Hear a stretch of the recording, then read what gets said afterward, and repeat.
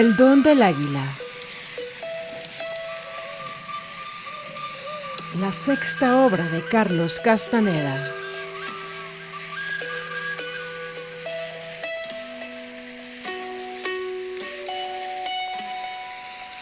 Primera edición 1985.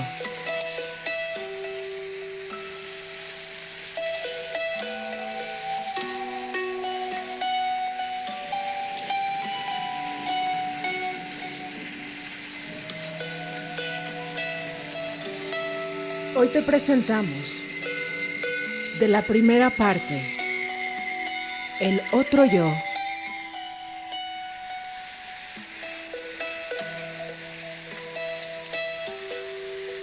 El capítulo número 2, Viendo juntos.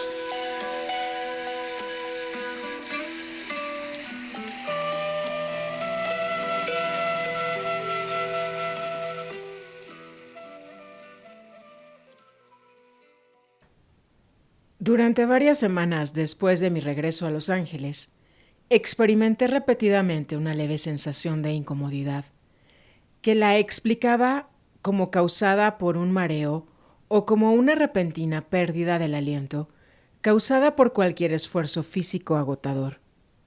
Culminó todo esto una noche en que desperté aterrorizado, sin poder respirar. El médico al que fui a ver diagnosticó mi problema como hiperventilación, probablemente debida a tensión nerviosa. Me recetó un tranquilizante y sugirió que respirara dentro de una bolsa de papel si el ataque se repetía de nuevo. Decidí volver a México para pedir consejo a la gorda. Le dije cuál era el diagnóstico de mi médico. Calmadamente, ella me aseguró que no se trataba de ninguna enfermedad, sino que al fin y al cabo estaba yo perdiendo mis salvaguardas y que lo que experimentaba era la pérdida de mi forma humana. El ingreso a un estado de separación con los asuntos humanos. No le hagas lucha, aconsejó. Nuestra reacción normal es asustarnos y pelearnos con todo esto. Al hacerlo lo alejamos. Deja los temores a un lado y sigue la pérdida de tu forma humana, paso a paso. Agregó que en su caso, la desintegración de su forma humana comenzó en su vientre, con un dolor severo y una presión excesiva que lentamente se desplazaba en dos direcciones, por abajo hacia sus piernas y por arriba hasta su garganta. Reiteró que los efectos se sienten inmediatamente. Yo quería anotar cada matiz de mi entrada a ese nuevo estado. Me preparé para describir un relato detallado de todo lo que ocurriese. Desafortunadamente, nada más sucedió. Tras unos días de inútil espera, abandoné la advertencia de la gorda y concluí que el médico había diagnosticado mi aflicción correctamente. Esto resultaba comprensible. Me hallaba cargado de una responsabilidad que generaba una tensión insoportable. Había aceptado el liderazgo que los aprendices creían que me correspondía, pero no tenía la menor idea de cómo guiarlos. La presión de mi vida también se reflejó de un modo más serio. Mi acostumbrado nivel de energía decaía uniformemente. Don Juan me habría dicho que estaba perdiendo mi poder personal y por tanto llegaría también a perder la vida. Don Juan había arreglado mis asuntos de tal modo que vivía exclusivamente del poder personal, el cual yo atendía como un estado de ser. Una relación de orden entre el sujeto y el universo. Una relación que, si se desarregla, resulta irremediablemente la muerte del sujeto. Puesto que no había forma previsible de cambiar mi situación, deduje que mi vida se extinguía. Esa sensación de irrefutable condena enfurecía a todos los aprendices. Decidí dejarlos solos por un par de días para atenuar mi lobreguez y la tensión de ellos. Cuando regresé, los encontré parados afuera de la puerta principal de la casa de las hermanitas, como si me estuvieran esperando. Néstor corrió a mi auto y antes de que apagara el motor, me dijo a gritos que Pablito nos había dejado a todos, que se fue a morir a la ciudad de Tula, al lugar de sus antepasados. Me desconcerté. Me sentí culpable. La gorda no compartía mi preocupación. Estaba radiante, contentísima. «Ese pinche cabrón está mejor muerto», aseguró. «Ahora vamos a vivir en armonía como debe ser. El Nahual nos dijo que tú traerías cambios a nuestras vidas. Bueno, pues así fue. Pablito ya no nos joderá más. Te deshiciste de él. Mira qué contentos estamos. Estamos mejor sin él». Me escandalizó su dureza. Afirmé lo más vigorosamente posible que don Juan nos había dado, de la manera más laboriosa, el marco de la vida de un guerrero. Enfaticé que la impecabilidad del guerrero me exigía que no dejara morir a Pablito así nada más. «¿Y qué te crees que vas a hacer?», preguntó la gorda. «Me voy a llevar a una de ustedes a que viva con él hasta el día en que todos, incluyendo a Pablito, puedan irse de aquí». Se rieron de mí, incluso Néstor y Benigno, a quienes yo siempre creí más afines a Pablito. La gorda se rió mucho más que todos, desafiándome, obviamente. Apelé a la comprensión de la gorda. Le rogué. Utilicé todos los argumentos que se me ocurrieron. Me miró con desprecio total. «Vámonos», les ordenó a los demás. Me ofreció la más vacua de las sonrisas. Alzó los hombros e hizo un vago gesto al fruncir los labios. «Puedes venir con nosotros», me ofreció. «Siempre y cuando no hagas preguntas ni hables de ese pendejo». «Eres una guerrera sin forma», dije. «Tú misma me lo dijiste. ¿Por qué, entonces, ahora juzgas a Pablito?» La gorda no respondió, pero sintió el golpe. Frunció el entrecejo y no quiso mirarme. «¡La gorda está con nosotras!», chilló Josefina con una voz terriblemente aguda. Las tres hermanitas se congregaron en torno a la gorda y la empujaron al interior de la casa. La seguí. Néstor y Benigno también entraron. «¿Qué vas a hacer? ¿Llevarte a fuerzas a una de nosotras?», me gritó la gorda. Le dije a todos que yo consideraba un deber ayudar a Pablito y que haría lo mismo por cualquiera de ellos. «¿De veras crees que puedes salirte con la tuya?», me preguntó la gorda, con los ojos llameando de ira. Yo quería rugir de rabia, como una vez lo hice en su presencia, pero las circunstancias eran distintas. No podía hacerlo. «Me voy a llevar a Josefina», avisé. «Soy el Nahual».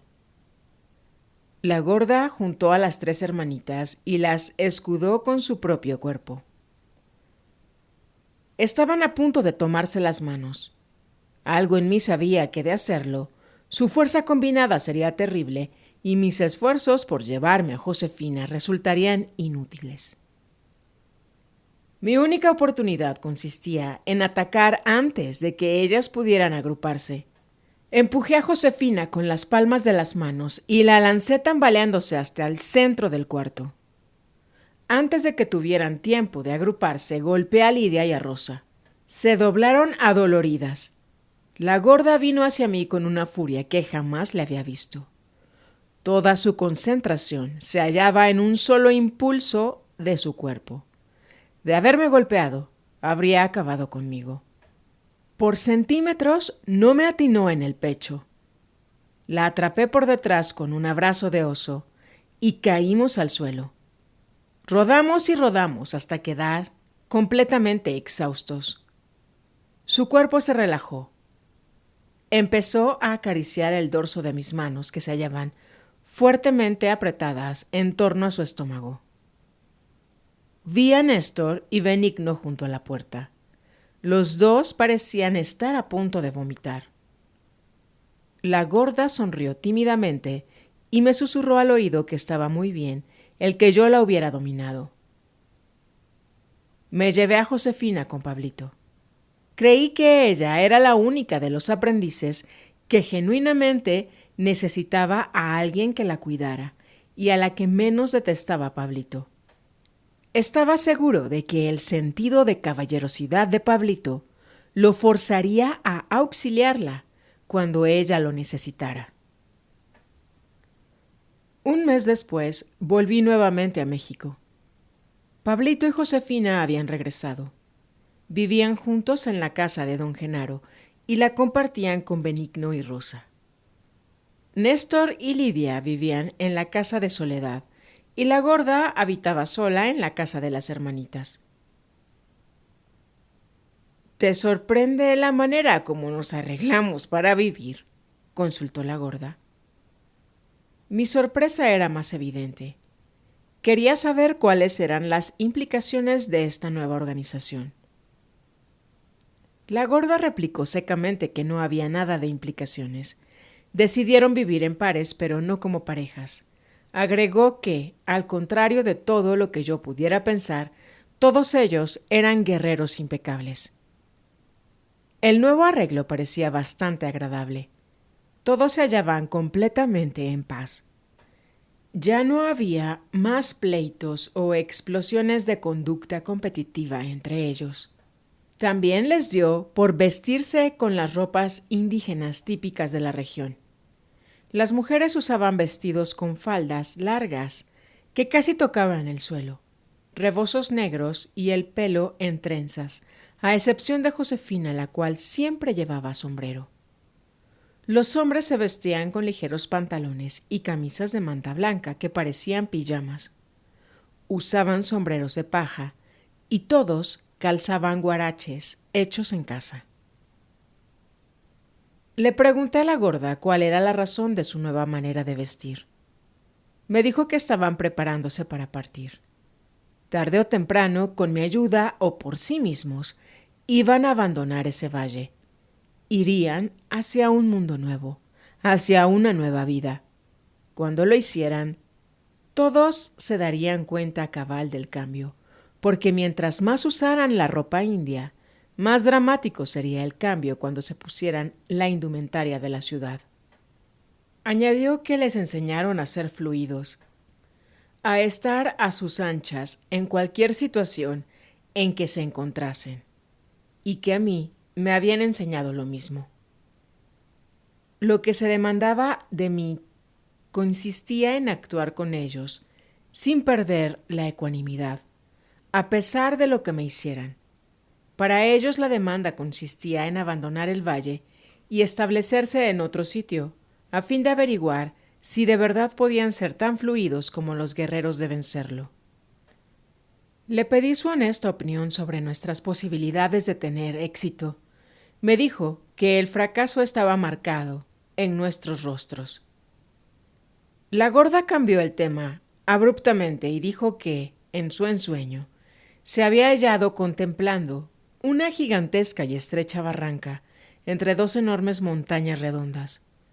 Presumía que las dos montañas le eran conocidas y que quería que yo la llevara en mi auto hasta un pueblo cercano. La gorda pensaba, sin saber por qué, que las dos montañas se hallaban allí y que el mensaje de su ensueño era que los dos debíamos ir a ese lugar. Partimos al rayar el alba. Yo ya había estado en las cercanías de ese pueblo con anterioridad. Era muy pequeño y nunca había advertido nada en los alrededores que se acercase siquiera a la visión de la gorda. Por ahí solo había colinas erosionadas. Resultó que las dos montañas no se encontraban ahí, o, si así era, no las pudimos localizar. Sin embargo, durante las 2 horas que pasamos en el pueblo, tanto ella como yo tuvimos la sensación de que conocíamos algo indefinido, una sensación que en momentos se transformaba en certeza y que después retrocedía nuevamente a la oscuridad y se convertía en mera molestia y frustración. Visitar ese pueblo nos inquietó de una manera misteriosa, o más bien, por razones desconocidas, los dos nos quedamos muy agitados. Yo me descubrí angustiado por un conflicto sumamente lógico. No recordaba haber estado alguna vez en el pueblo mismo, y sin embargo, podía jurar que no solo estuve ahí, sino que había vivido ahí algún tiempo. No se trataba de una equivocación clara. No podía recordar ni las calles ni las casas. Lo que sentía era la aprensión vaga pero poderosa de que algo se clarificaría en mi mente. No estaba seguro de qué. Un recuerdo, quizá. En momentos, esa incierta aprensión se volvía inmensa, en especial al ver una casa en particular. Me estacioné frente a ella. La gorda y yo la miramos desde el auto quizá durante una hora, y, no obstante, ninguno de nosotros sugirió que bajáramos del auto para ir a ella. Los dos nos hallábamos muy tensos. Empezamos a hablar acerca de la visión de la gorda, de las dos montañas, y nuestra conversación pronto devino en pleito. Ella creía que yo no había tomado en serio su ensueño. Nuestros temperamentos se encendieron y terminamos gritándonos el uno al otro, no tanto por ira como por nerviosidad. Me di cuenta de ello y me contuve. Al regresar estacioné el auto a un costado del camino de tierra. Nos bajamos para estirar las piernas. Caminamos unos momentos, pero hacía demasiado viento para estar a gusto. La gorda estaba aún agitada. Regresamos al auto y nos sentamos dentro. Si nomás recuperaras lo que sabes, me dijo la gorda, con tono suplicante. Si replegaras tu conocimiento, te darías cuenta de que perder la forma humana. Se interrumpió a mitad de la frase. Mi ceño debió haberla detenido. Sabía muy bien lo difícil que era mi lucha. Si hubiese habido algún conocimiento que hubiera podido recuperar conscientemente, ya lo habría hecho. Pero es que somos seres luminosos. Convino con el mismo tono suplicante. Tenemos tanto. Tú eres el nahual. Tú tienes aún más. ¿Qué crees que debo hacer? Tienes que abandonar tu deseo de aferrarte, sugirió. Lo mismo me ocurrió a mí. Me aferraba a las cosas. Por ejemplo, la comida que me gustaba, las montañas donde vivía, la gente con la que disfrutaba platicar. Pero más que nada, me aferraba al deseo de que me quieran. Le dije que su consejo no tenía sentido para mí porque no estaba consciente de aferrarme a algo. Ella insistió en que de alguna manera yo sabía que estaba poniendo barreras a la pérdida de mi forma humana. Nuestra atención ha sido entrenada para enfocar con terquedad, continuó. Esa es la manera como sostenemos el mundo. Tu primera atención ha sido adiestrada para enfocar a algo que es muy extraño para mí, pero muy conocido para ti. Le dije que mi mente se engarzaba en abstracciones, pero no en abstracciones como las matemáticas, por ejemplo, sino más bien en proposiciones razonables. Ahora es el momento de dejar todo eso, propuso. Para perder tu forma humana, necesitas desprenderte de todo ese lastre. Tu contrapeso es tan fuerte que te paralizas. No estaba con humor para discutir. Lo que la gorda llamaba perder la forma humana era un concepto demasiado vago para una consideración inmediata. Me preocupaba lo que habíamos experimentado en ese pueblo. La gorda no quería hablar de ello. Lo único que cuenta es que repliegues tu conocimiento, que recuerdes lo que sabes, opinó. Lo puedes hacer cuando lo necesitas, como ese día en que Pablito se fue y tú y yo nos agarramos a chingadazos. La gorda dijo que lo ocurrido ese día era un ejemplo de replegar el conocimiento. Sin estar plenamente consciente de lo que hacía, había llevado a cabo complejas maniobras que implicaban ver. Tú no nos diste de chingadazos nomás porque sí, añadió. Tú viste. Tenía razón en cierta manera. Algo bastante fuera de lo común tuvo lugar en esa ocasión. Yo lo había considerado detalladamente, confinándolo, sin embargo, a una especulación puramente personal, puesto que no podía darle una explicación apropiada. Pensé que la carga emocional del momento me había afectado en forma inusitada. Cuando hube entrado en la casa de ellos y enfrenté a las 4 mujeres, en fracciones de segundo advertí que podía cambiar mi manera ordinaria de percibir. Vi 4 amorfas burbujas de luz ámbar, muy intensa frente a mí. Una de ellas era de matiz delicado. Las otras 3 eran destellos hostiles, ásperos, blanco-ambarinos. El brillo agradable era el de la gorda, y en ese momento los 3 destellos hostiles se cernieron amenazantemente sobre ella. La burbuja de luminosidad blancuzca más cercana a mí era la de Josefina. Estaba un tanto fuera de equilibrio. Se hallaba inclinándose así que di un empujón. Di puntapiés a las otras 2, en una depresión que cada una de ellas tenía en el costado derecho. Yo no tenía una idea consciente de que debía asestar allí mis puntapiés. Simplemente descubrí que la depresión era adecuada. De alguna manera, ésta invitaba a que yo las pateara allí. El resultado fue devastador. Lidia y Rosa se desmayaron en el acto. Las había golpeado en el muslo derecho. No se trató de un puntapié que rompiera huesos, sino que solo empujé con mi pie las burbujas de luz que se hallaban frente a mí. No obstante, fue como si les hubiera dado un golpe feroz en la más vulnerable parte de sus cuerpos. La gorda tenía razón. Yo había recuperado algún conocimiento del cual no estaba consciente. Si eso se llama ver, la conclusión lógica de mi intelecto sería ver que es un conocimiento corporal. La preponderancia del sentido visual en nosotros influencia este conocimiento corporal y lo hace aparecer relacionado con los ojos. Pero lo que experimenté no era del todo visual. Vi las burbujas de luz con algo que no solo eran mis ojos, puesto que estaba consciente de que las 4 mujeres se hallaban en mi campo de visión durante todo el tiempo que lidié con ellas.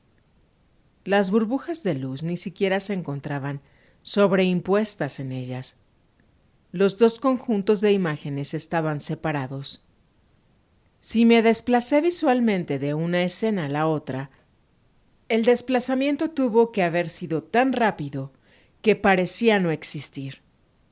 De allí que solo podía recordar la percepción simultánea de 2 escenas separadas. Después de que di los puntapiés a las 2 burbujas de luz, la más agradable, la gorda, se acercó a mí. No vino directamente, pues dibujó un ángulo a la izquierda a partir del momento en que comenzó a moverse. Obviamente no intentaba golpearme, así que, cuando el destello pasó junto a mí, lo atrapé. Mientras rodaba en el suelo con él, sentí que me fundía en el destello. Ese fue el único momento en el que, en verdad, perdí el sentido de continuidad. De nuevo estuve consciente de mí mismo cuando la gorda acariciaba los dorsos de mis manos. En nuestro ensoñar, las hermanitas y yo hemos aprendido a unir las manos, explicó la gorda. Sabemos cómo hacer una línea.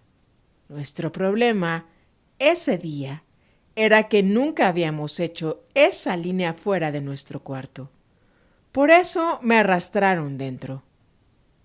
Tu cuerpo supo lo que significaba que nosotras juntáramos las manos. Si lo hubiéramos hecho, yo habría quedado bajo control de ellas. Y ellas son más feroces que yo. Sus cuerpos están impenetrablemente cerrados. No les preocupa el sexo. A mí sí. Eso me debilita. Estoy segura de que tu preocupación por el sexo es lo que hace que te sea tan difícil replegar tu conocimiento. La gorda continuó hablando acerca de los efectos debilitadores del sexo. Me sentí incómodo. Traté de desviar la conversación de ese tema, pero ella parecía decidida a volver a él a pesar de mi contrariedad. Vámonos, tú y yo a la Ciudad de México, le dije, desesperado. Pensé que eso la espantaría. No respondió. Frunció los labios, entrecerrando los ojos. Contrajo los músculos de su barbilla, echando hacia adelante el labio superior hasta que quedó bajo la nariz. Su rostro quedó tan torcido que me desconcerté. Ella reaccionó ante mi sorpresa y relajó los músculos faciales. Ándale, gorda, insistí. Vamos a la Ciudad de México. Claro que sí, ¿por qué no? Dijo. ¿Qué necesito? No esperaba esa respuesta, y yo fui el que acabó escandalizándose. Nada, dije. Nos vamos como estamos. Sin decir otra palabra, se hundió en el asiento y nos encaminamos hacia la Ciudad de México. Aún era temprano, ni siquiera el mediodía. Le pregunté si se atrevería a ir a Los Ángeles conmigo. Lo pensó unos momentos. Acabo de hacerle esa pregunta a mi cuerpo luminoso, precisó. ¿Y qué te contestó? Que solo si el poder lo permite. Había tal riqueza de sentimiento en su voz que detuve el auto y la abracé. Mi afecto hacia ella en ese momento era tan profundo que me asustó. No tenía nada que ver con el sexo o con la necesidad de un reforzamiento psicológico. Se trataba de un sentimiento que trascendía todo lo que me era conocido. Abrazar a la gorda me devolvió la sensación, antes experimentada, de que algo que estaba embotellado en mí, empujado a sitios recónditos a los que no podía llegar conscientemente, se hallaba a punto de liberarse. Casi supe lo que era, pero lo perdí cuando estaba a punto de obtenerlo. La gorda y yo llegamos a la ciudad de Oaxaca al anochecer. Estacioné el auto en una calle cercana y caminamos hacia el centro de la ciudad, al Zócalo. Buscamos la banca en la que don Juan y don Genaro solían sentarse. No estaba ocupada. Tomamos asiento allí, en un silencio reverente. Luego, la gorda dijo que muchas veces había estado allí con don Juan, al igual que con otras personas que no podía recordar. No estaba segura si esto se trataba solamente de algo que había soñado. ¿Qué hacías con don Juan en esta banca?, le pregunté. Nada. Aquí nos sentábamos a esperar el camión. Un camión maderero que nos llevaba de Aventón a las montañas, respondió. Le dije que cuando don Juan y yo nos sentábamos allí, platicábamos horas y horas. Le conté la gran predilección que don Juan tenía por la poesía y cómo yo solía leerle cuando no teníamos qué hacer. Oía los poemas bajo la base de que solo el primero o en ocasiones el segundo párrafo valía la pena de ser leído. creía que el resto solo era un consentirse del poeta. Únicamente unos cuantos poemas, de los cientos que debía haberle leído, llegó a escuchar hasta el final. En un principio buscaba lo que a mí me agradaba. Mi preferencia era la poesía abstracta, cerebral, retorcida. Después me hizo leer una y otra vez lo que a él le gustaba. En su opinión, un poema debía ser de preferencia compacto, corto, y tenía que estar compuesto de imágenes punzantes y precisas, de gran sencillez. A la caída de la tarde, sentados en esa banca de Oaxaca, un poema de César Vallejo siempre recapitulaba para él un especial sentimiento de añoranza. Se lo recité de memoria a la gorda, no tanto en su beneficio como en el mío. ¿Qué estará haciendo esta hora mi andina y dulce Rita, de junco y capulí? Ahora que me asfixia Bizancio y que dormita la sangre como flojo coñac dentro de mí. ¿Dónde estarán sus manos que en actitud contrita planchaban en las tardes blancuras por venir? Ahora en esta lluvia que me quita las ganas de vivir.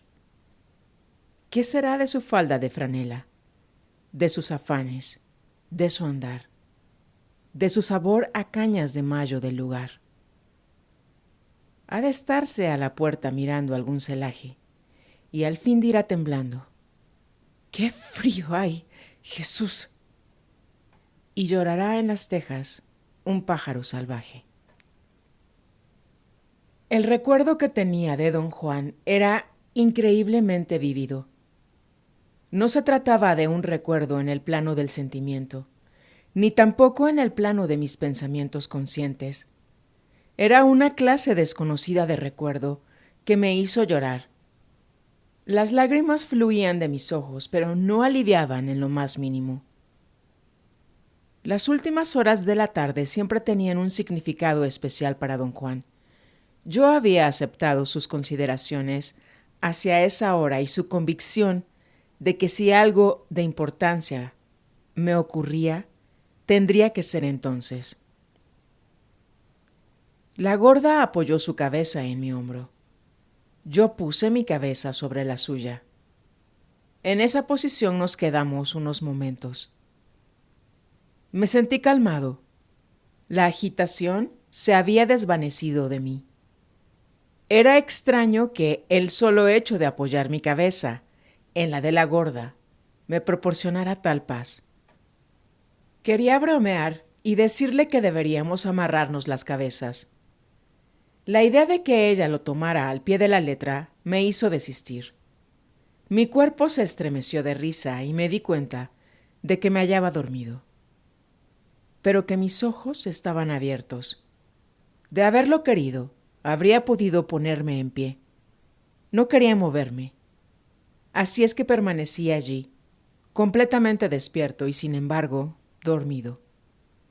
Vi que la gente caminaba frente a nosotros y nos miraba. No me importaba en lo más mínimo. Por lo general me habría molestado que se fijaran en mí, y de súbito, en un instante, la gente que se hallaba frente a mí se transformó en grandes burbujas de luz blanca. Por primera vez en mi vida, de una manera prolongada, me enfrentaba a los huevos luminosos. Don Juan me había dicho que a los videntes, los seres humanos se aparecen como huevos luminosos. Yo había experimentado relampagueos de esa percepción, pero nunca antes había enfocado mi visión en ellos como ese día. Las burbujas de luz eran bastante amorfas en un principio. Era como si mis ojos no se hallaran adecuadamente enfocados, pero después, en un momento, era como si finalmente hubiese ordenado mi visión y las burbujas de luz blanca se transformaran en oblongos huevos luminosos. Eran grandes, de hecho, eran enormes, quizá de más de 2 metros de altura y más de 1 metro de ancho, o tal vez más grandes. En un momento me di cuenta de que los huevos ya no se movían. Vi una sólida masa de luminosidad frente a mí. Los huevos me observaban, se inclinaban peligrosamente sobre mí. Me moví deliberadamente y me senté erguido. La gorda se hallaba profundamente dormida sobre mi hombro. Había un grupo de adolescentes en torno a nosotros. Deben haber creído que estábamos borrachos. Nos imitaban. El adolescente más atrevido estaba acariciando los senos de la gorda. La sacudí y se despertó. Nos pusimos en pie apresuradamente y nos fuimos. Nos siguieron, vituperándonos y gritando obscenidades. La presencia de un policía en la esquina los disuadió de continuar con su hostigamiento. Caminamos en completo silencio, del zócalo hasta donde había estacionado mi auto. Ya casi había oscurecido. Repentinamente, la gorda tomó mi brazo. Sus ojos estaban desmedidos, la boca abierta, señaló y gritó: ¡Mira! ¡Mira! ¡Ahí está el Nahual y Genaro! Vi que 2 hombres daban la vuelta a la esquina, una larga cuadra delante de nosotros. La gorda se arrancó corriendo con rapidez. Corrí tras ella preguntándole si estaba segura. Se hallaba fuera de sí. Me dijo que cuando había alzado la vista, don Juan y don Genaro la estaban mirando. En el momento en que sus ojos encontraron los de ellos, los 2 echaron a andar. Cuando nosotros llegamos a la esquina, los 2 hombres aún conservaban la misma distancia. No pude distinguir sus rasgos. Uno era fornido como don Juan y el otro delgado como don Genaro. Los 2 hombres dieron vuelta en otra esquina y de nuevo corrimos estrepitosamente tras ellos. La calle en la que habían volteado se hallaba desierta y conducía a las afueras de la ciudad. Se curvaba un tanto hacia la izquierda. En ese momento, algo ocurrió que me hizo pensar que en realidad sí podría tratarse de don Juan y don Genaro. Fue un movimiento que hizo el hombre más pequeño. Se volvió 3/4 de perfil hacia nosotros e inclinó su cabeza como diciéndonos que lo siguiéramos, algo que don Genaro acostumbraba hacer cuando íbamos al campo. Siempre caminaba delante de mí, instándome, adelantándome con un movimiento de cabeza para que yo lo alcanzara. La gorda empezó a gritar a todo volumen: ¡Nahual! ¡Genaro! ¡Espérense! Corría adelante de mí. A su vez, ellos caminaban con gran rapidez hacia unas chozas que apenas se distinguían en la semioscuridad. Debieron entrar en alguna de ellas o enfilaron por cualquiera de las numerosas veredas. Repentinamente, ya no los vimos más. La gorda se detuvo y vociferó sus nombres sin ninguna inhibición. Varias personas salieron a ver quién gritaba. Yo la abracé hasta que se calmó. «Estaban exactamente enfrente de mí», aseguró llorando. «Ni siquiera 1 metro de distancia. Cuando grité y te dije que los vieras, en un instante ya se encontraban 1 cuadra más lejos». Traté de apaciguarla. Se hallaba en un alto estado de nerviosismo. Se colgó de mí temblando. Por alguna razón indescifrable, yo estaba absolutamente seguro de que esos hombres no eran don Juan ni don Genaro. Por tanto, no podía compartir la agitación de la gorda. Me dijo que teníamos que regresar a casa, que el poder no le permitiría ir conmigo a Los Ángeles, ni siquiera a la Ciudad de México. Estaba convencida de que el haberlos visto significaba un augurio. Desaparecieron señalando hacia el este, hacia el pueblo de ella. No presenté objeciones para volver a su casa en ese mismo instante. Después de las cosas que nos habían ocurrido ese día, debería estar mortalmente fatigado. En cambio, me hallaba vibrando con un vigor de los más extraordinarios, que me recordaba los días con don Juan, cuando había sentido que podía derribar murallas con los hombros. Al regresar al auto me sentí lleno del más apasionado afecto por la gorda. Nunca podría agradecerle suficientemente su ayuda. Pensé que lo que fuera que ella hizo para ayudarme a ver los huevos luminosos había dado resultado. Además, la gorda fue muy valerosa arriesgándose al ridículo e incluso a alguna injuria física al sentarse conmigo en esa banca. Le expresé mi gratitud. Ella me miró como si yo estuviera loco y después soltó una carcajada. Yo pensé lo mismo de ti, reconoció. Pensé que tú lo habías hecho nada más para mí. Yo también vi los huevos luminosos. Esta fue la primera vez para mí también. Hemos visto juntos, como el Nahual y Genaro solían hacerlo. Cuando abría la puerta del auto para que entrara la gorda, todo el impacto de lo que habíamos hecho me golpeó. Hasta ese momento estuve aturdido. Algo en mí me había vuelto lerdo. Ahora, mi euforia era tan intensa como la agitación de la gorda momentos antes. Quería correr por la calle y pegar de gritos. Le tocó a la gorda contenerme. Se encuclilló y me masajeó las pantorrillas. Extrañamente, me calmé en el acto. Descubrí que me estaba resultando difícil hablar. Mis pensamientos iban por delante de mi habilidad para verbalizarlos. No quería manejar de regreso a la casa en ese instante. Me parecía que aún había mucho que hacer. Como no podía explicar con claridad lo que quería, prácticamente arrastré a la renuente gorda de vuelta al zócalo, pero a esa hora ya no encontramos bancas vacías. Me estaba muriendo de hambre, así que empujé a la gorda hacia un restaurante. Ella pensó que no podría comer, pero cuando nos trajeron la comida tuvo tanta hambre como yo. El comer nos tranquilizó por completo. Más tarde esa noche nos sentamos en la banca. Yo me había refrenado para no hablar de lo que nos sucedió, hasta que tuviéramos oportunidad de sentarnos allí. En un principio, la gorda no parecía dispuesta a hablar. Mi mente se hallaba en un extraño estado de regocijo. En tiempos anteriores, experimenté momentos similares con don Juan, pero estos se hallaban asociados inevitablemente con los efectos posteriores a la ingestión de plantas alucinógenas. Empecé por describir a la gorda lo que había visto. El rasgo de esos huevos luminosos que más me impresionó eran los movimientos. No caminaban, se movían como si flotaran y, sin embargo, se hallaban en el suelo. La manera como se movían era desagradable. Sus movimientos eran mecánicos, torpes y a sacudidas.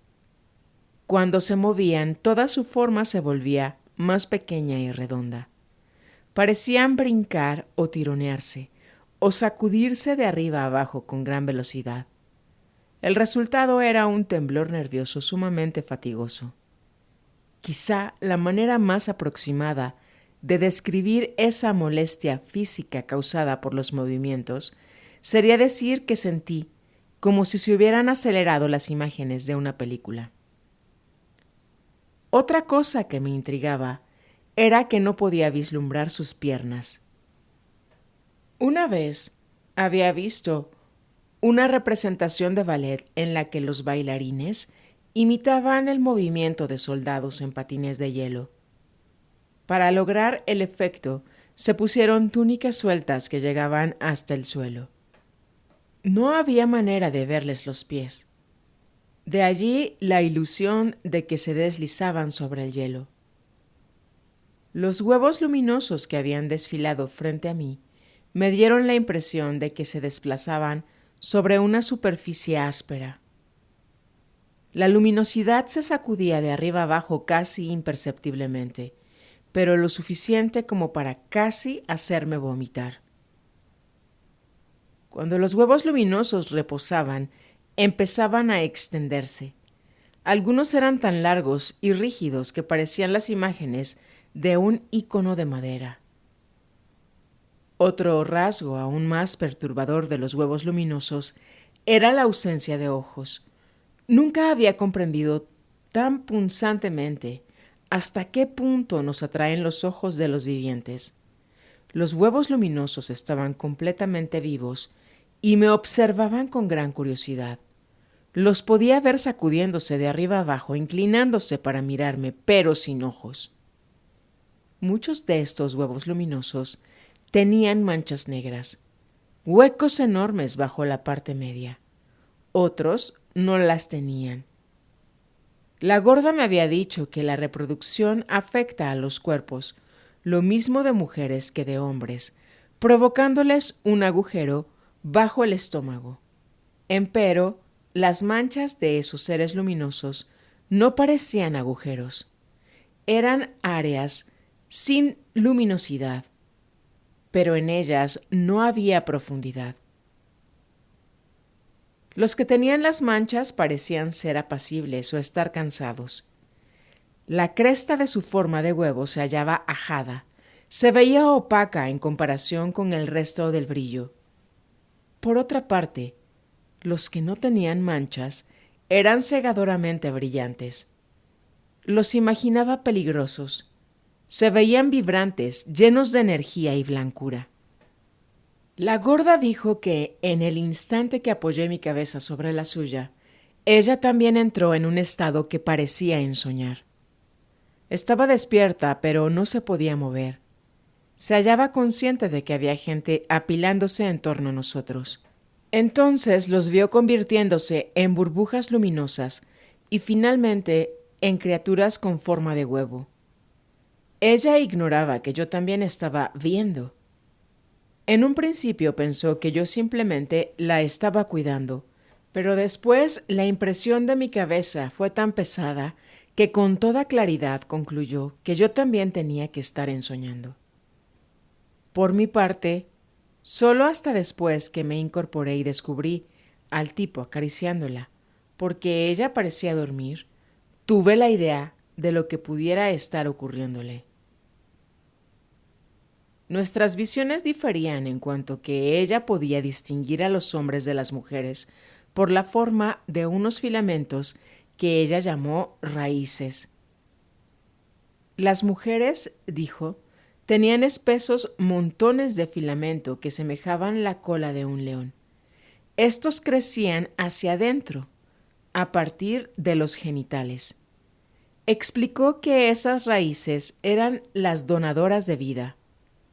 El embrión, para poder efectuar su crecimiento, se adhiere a una de estas raíces nutritivas y después la consume por completo, dejando solo un agujero.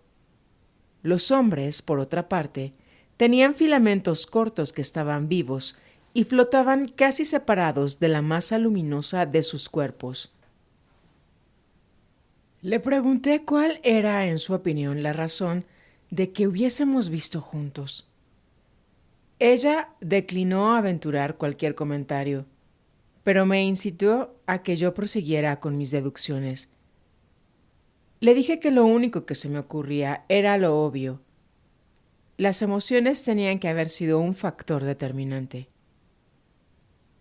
Después de que la gorda y yo tomamos asiento en la banca favorita de don Juan, en el atardecer de ese día, y después de que yo había recitado el poema que le gustaba, me sentí profundamente cargado de emotividad. Mis emociones debieron haber preparado a mi cuerpo, pero también tenía que considerar el hecho de que, con la práctica del ensoñar, había aprendido a entrar en un estado de quietud total. Podía desconectar mi diálogo interno y quedarme como si estuviera en el interior de un capullo, atisbando hacia afuera a través de un agujero. En ese estado, yo podía, si lo quisiese, soltar un poco del control que poseía y entrar en el ensueño, o bien conservar ese control y permanecer pasivo, sin pensamientos y sin deseos. Sin embargo, no creo que esos fuesen factores significativos. Pensé que la gorda había sido catalizadora y que mis sentimientos hacia ella crearon las condiciones para ver. La gorda rió tímidamente cuando dijo lo que pensaba. No estoy de acuerdo contigo, rechazó. Yo creo que lo que pasa es que tu cuerpo ha empezado a recordar. ¿Qué quieres decir con eso, gorda? Sondeé. Hubo una larga pausa. La gorda parecía luchar por decir algo que no quería. O bien luchaba desesperadamente por encontrar la palabra adecuada. Hay tantas cosas que sé, dijo. Sin embargo, ni siquiera sé qué es lo que sé. Recuerdo tantas cosas que al final termino sin recordar nada. Creo que tú te encuentras en la misma situación. Le aseguré que, si eso era así, no me daba cuenta. Ella se negó a creerme. En verdad, a veces creo que no sabes nada, dijo. Otras veces creo que estás jugando con nosotros. El nahual me dijo que él mismo no lo sabía. Ahora me estoy volviendo a acordar de muchas cosas que me dijo de ti. ¿Qué es lo que significa que mi cuerpo ha comenzado a recordar? Insistí. No me preguntes eso, contestó con una sonrisa. Yo no sé qué será de lo que se supone que debes recordar o cómo se recuerda. Nunca lo he hecho, de eso estoy segura. ¿Hay alguno entre los aprendices que me lo podría decir? Pregunté. Ninguno, enfatizó. Creo que yo soy como un mensajero para ti. Un mensajero que en esta ocasión solo puede darte la mitad del mensaje. Se puso de pie y me suplicó que la llevara de nuevo a su pueblo. En ese momento yo me hallaba muy alborozado como para irme. A sugerencia mía caminamos un poco por la plaza. Por último, nos sentamos en otra banca. ¿No se te hace extraño que hayamos podido ver juntos con tanta facilidad? Preguntó la gorda. No sabía qué se traía ella en la cabeza. Titubeé en responder. ¿Qué dirías si yo te dijera que creo que desde antes hemos visto juntos? Inquirió la gorda, eligiendo con cuidado cada palabra. No podía comprender qué quería decir. Me repitió la pregunta una vez más y sin embargo seguí sin poder comprender el significado. ¿Cuándo pudimos haber visto juntos? Antes, refuté. Tu pregunta no tiene sentido. Ahí está la cosa, replicó. No tiene sentido. Y no obstante, tengo la sensación de que ya hemos visto juntos antes. Sentí un escalofrío y me incorporé. De nuevo recordé la sensación que tuve durante la mañana en aquel pueblo. La gorda abrió la boca para decir algo, pero se interrumpió a media frase. Se me quedó viendo perpleja. Me puso una mano en los labios y después prácticamente me arrastró al automóvil. Manejé toda la noche. Quería hablar, analizar, pero ella se quedó dormida como si a propósito quisiera evitar toda discusión.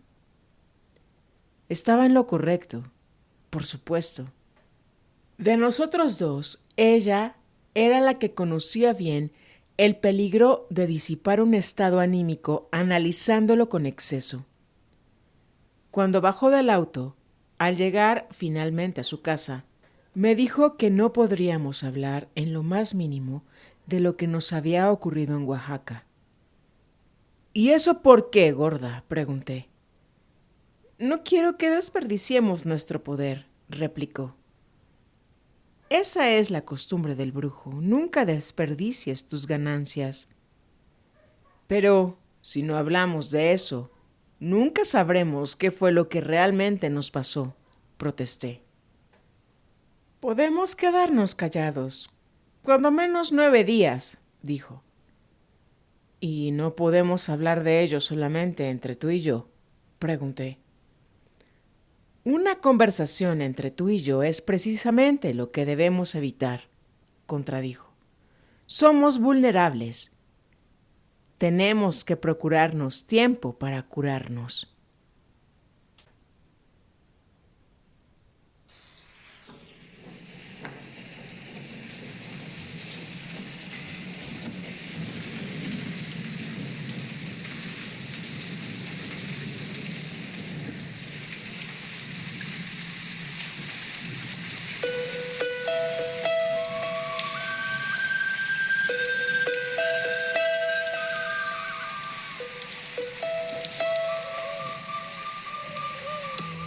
Descubriendo capítulo a capítulo el don del águila,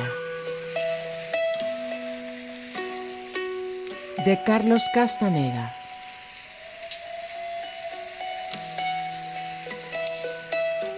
Emitiendo energía fina. Jueves 3 de abril del año 2025.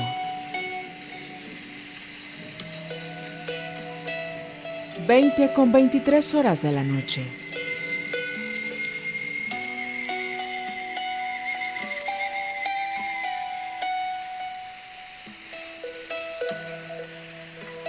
Hemisferio norte de Avianáhuac.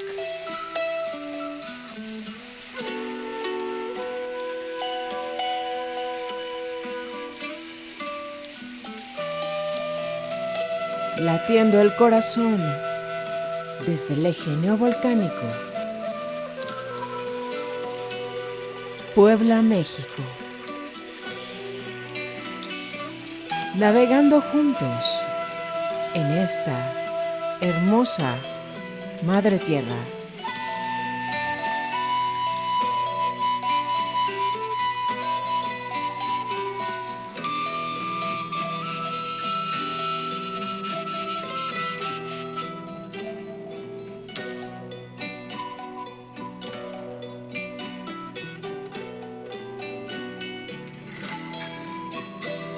¿Qué sería de nosotros sin la posibilidad del ensueño?